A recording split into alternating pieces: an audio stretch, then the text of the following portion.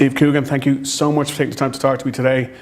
First of all, congratulations on 2013, which has been one hell of a year for you. You got like critical acclaim for your roles in What Maisie Knew and The Look of Love. You were in my favourite animation movie of the year, Despicable Me 2. Oh, yeah. Alan Partridge, Alpha Papa has been called one of, if not the best comedy of the year, and then we have the Oscar buzz around Philomena. So, you must be chuffed. Yeah, it has been a very... Yeah, it's been a hell of a year. I've done a lot. Yeah, it's been a really, it's one of those kind of red letter years, someone said to me before. So, yeah, I mean, I remember a couple of years ago actually when I got all these things, different projects all bubbling around, and you're sort of planning things, and I remember thinking, well, one of them's got to work, you know, otherwise I'm really unlucky. And to see you had 5, so that's fantastic. They all have worked in one degree or another. They've all seemed to have come good. So. How did the story of Philomena first come to you? And I believe this is, aside from this year, your first time writing a feature in 12 years since The Parole Officer, and then this year you had Alpha Papa and now Philomena. So how did you decide to write the script as well? Because I wanted to just escape from the kind of the box that I'd been put in and sort of put myself in a way, the sort of comedy box. And I wanted to break out of that, so I was looking for something. For a project. I'd also been, you know, I found I wasn't being offered any work as an actor beyond what I'd done because I sort of being typecast.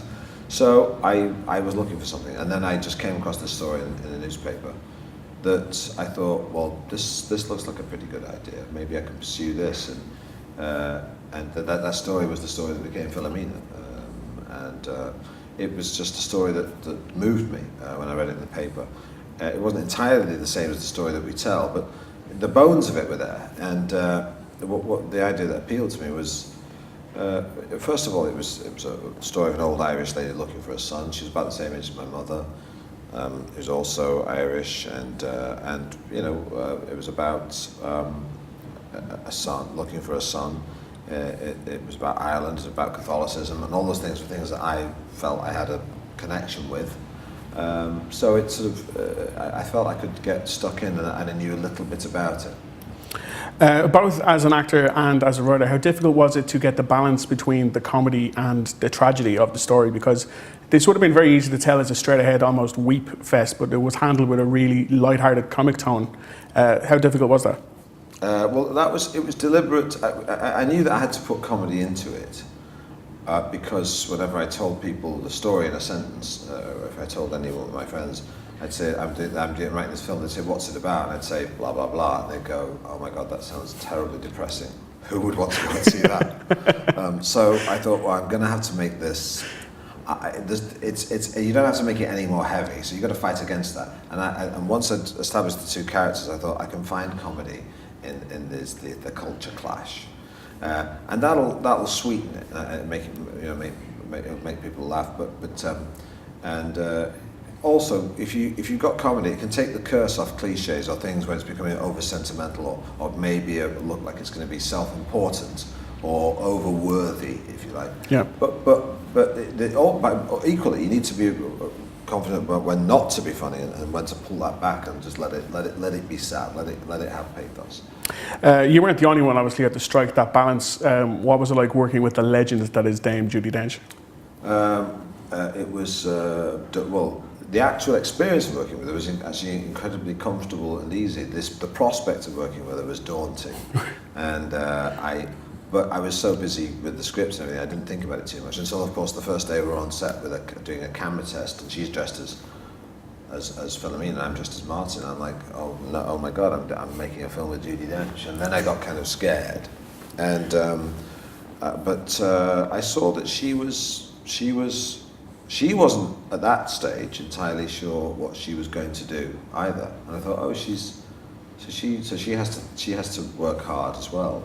You know, I mean, she's gifted, but the reason she's a good actor is that she works very hard and tries to focus on what she's doing, and so that put me at ease. And also the fact that she doesn't look anything like Judi Dench on set. She looks like this old Irish lady. She looks like Mary Robinson. So so I kind of forgot that she was Judi Dench, if you like, when I was on the set. It was only at the end of the day when she put makeup back on, that I suddenly remembered. I suddenly, oh God, I've been working with Judi Dench all day. This was a particularly dark chapter in Irish history. Is there any concern that this might sully outsiders' opinion of the nation? I don't. I hope not, because I think whilst the Ireland sort of struggled with these issues over recent years, and the church's influence, and how much, whether that's a good or a bad thing, and how much influence the church should have, and how culpable the church is. I mean, I think there are some actually quite positive things. I think the new Pope is a very positive thing for the church. I don't consider myself a Catholic anymore, but lots of people in my family are Catholic, and I respect them, and I didn't want to, in any criticism that the film has about the church, I wanted to dignify people of simple faith. Mm-hmm. And I think that Philomena does that, and her character does that, and also her as an individual does that. I mean, she maintains her faith throughout, even though she has a wobble. She is, many people do. But it dignifies people of simple faith. And she's quite inspirational at the end of the film, and I hope that elevates what's happened. That it's the church isn't just an institution; it's the people within it. Yeah. And if she's an example of the people within it, then there's great hope for it. As we talked about, you acted and co-wrote this, or wrote this. And you produced stuff before as well. Have you got the itch to direct anything yet? Yes, I have. But it's like a big sort of it's this big thing following me around now, big sort of, and it's kind of it's intimidating. It's scary. Yeah. I don't know. I don't know. I might and I might not. I mean, on the one hand, I think, well, why do you have to do that? You don't have to direct. Well, why is it such a big deal? It's just an ego thing. And on the other hand, I think, well, why shouldn't you? So, but when I work with someone like Stephen Frears, why jeopardize it? I mean, at one point I toyed with directing Philomena and not being in it. Mm-hmm. But then I thought, why jeopardize the film when you can have someone like Stephen Frears who knows exactly what he's doing and is really collaborative. And so making Philomena, I wouldn't say it was easy, but it was really enjoyable. It was a really enjoyable process because I felt I was in safe hands and people cared about it. And so I don't know if that's the question. Okay. That's a short answer. Speaking of directors, you've clearly got a great working relationship with Michael Winterbottom. You've worked with him on 24-Hour Party People, The Trip, The Look of Love, and my personal favourite, Cock and Bull Story. What is it about him that makes it such a good relationship? Well, Michael's like a big brother to me, and he doesn't really. He sort of had faith in me. He never just saw me as Alan Partridge.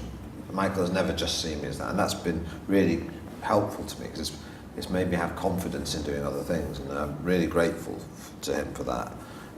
But he just sort of, I don't know, maybe sees something in me and just pushes me and lets me do. He doesn't give me a great deal of direction, but he just, I suppose what he did for me as an actor was he stopped me worrying about being funny and stopped me worrying about being entirely sure what I'm doing. So when I work with Michael, it's slightly chaotic and I'm not entirely sure what the point is of what I'm doing or even where the camera is. Sometimes when I work with him, I don't even know where the camera is. But it was quite liberating. He sort of opened up this world of possibility. It's okay to do stuff that might be not funny and might be rubbish, but it's fun. As a final question, I put it to Twitter to ask if there was anything they would like me to ask you. And aside from stuff like, what is your favourite humming noise, the one that came up over and over again was the trip to Italy. Any news on when we might be able to see that? I think the new year. It's going to have to wait till the new year. I mean, I've seen bits of it. It's. I think it's funny. It's all about It was great fun to make. It was just, it was all around the Amalfi. It looks wonderful. It's like the trip in the north of England. The weather's better and the food's better. Perfect. Steve Coogan, thank you so much for taking the time to talk to me today. Cheers.